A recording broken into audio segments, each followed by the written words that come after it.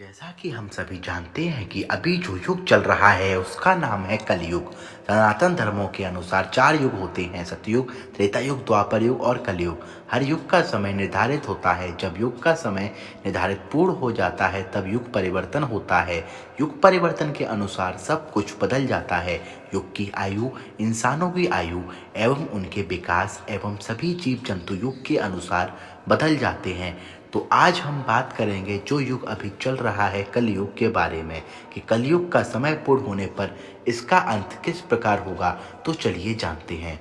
कलयुग की आयु हिंदू धर्म एवं पुराणों के अनुसार कलयुग की आयु 4,32,000 साल बताई गई है। ये युग की आयु हर युग में पाप बढ़ने पर समय अनुपात 4:3:2:1 के द्वारा कटती चली जाती है। सबसे प्रथम युग होता है सतयुग, जिसकी आयु 17,28,000 वर्ष होती है। उसके बाद आता है त्रेता युग, जिसकी आयु हो जाती है 12,96,000 वर्ष। उसके बाद आता है द्वापर युग, जिसकी आयु हो जाती है 8,64,000 वर्ष। और अब चल रहा है कलयुग, जिसकी आयु है 4,32,000 साल की। और अभी कलयुग का प्रथम चरण ही चल रहा है, जो 2016 तक 5,000 वर्ष तक बीत चुकी है। अभी कलयुग का अंत आने में बहुत समय बाकी है। कलयुग का अंत एवं अंतिम चरण कैसा होगा, इसका उल्लेख पुराणों में मिलता है। तो चलिए जानते हैं। हिंदू धर्म शास्त्रों एवं श्रीमद् भगवद गीता एवं भविष्य पुराणों के अनुसार जब कलयुग अपने चरम सीमा पर होगा तब कलयुग में पाप कर्म करने वाले मनुष्यों की संख्या अधिक से अधिक बढ़ जाएगी। तब इस संसार में अधर्म का साम्राज्य तेजी से बढ़ जाएगा।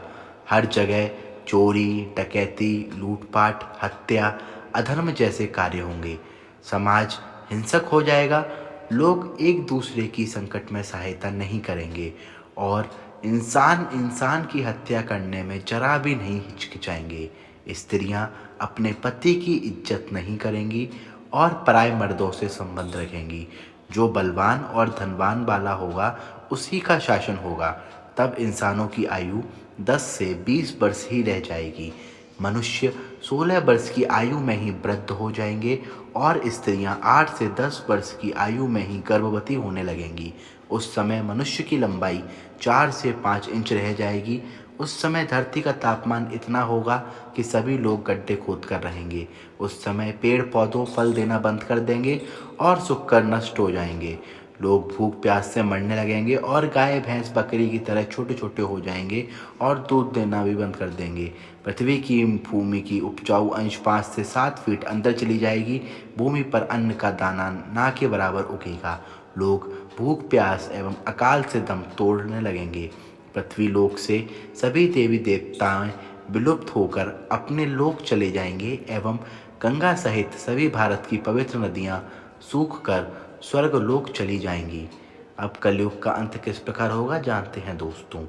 जब चारों तरफ धर्म का साम्राज्य बढ़ जाएगा, अधर्म का साम्राज्य बढ़ जाएगा और लोग भूख कैसे तड़प तड़प के मरने लग जाएंगे, तब पुराणों के अनुसार भगवान विष्णु के 10वें अवतार भगवान कल्कि का जन्म होगा। तो भगवान विष्णु के अवतार भगवान कल्कि समस्त संसार से मात्र 3 दिनों में ही पापियों का सर्वनाश करके पुनः धर्म की स्थापना करेंगे।